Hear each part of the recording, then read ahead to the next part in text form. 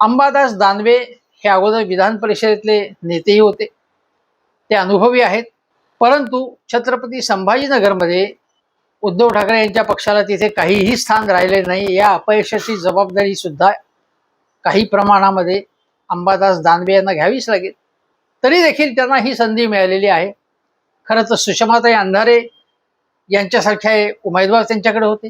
नारी शक्ती वंदन विधेयकाच्या निमित्ताने सुषमाताईंना संधी देऊन विधान परिषदेमध्ये एक आक्रमक चेहरा आणि जो मायक्रो ओबीसी चेहरा आहे तो पुढे आणण्याचं श्रेय उद्धव ठाकरे यांच्या पक्षाला मिळालं असतं.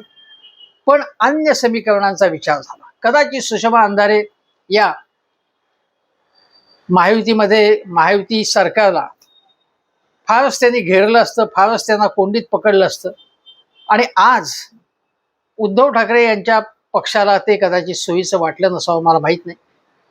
पण सुषमाताईंना संधी मिळायला पाहिजे होती असं माझं स्पष्ट मत आहे.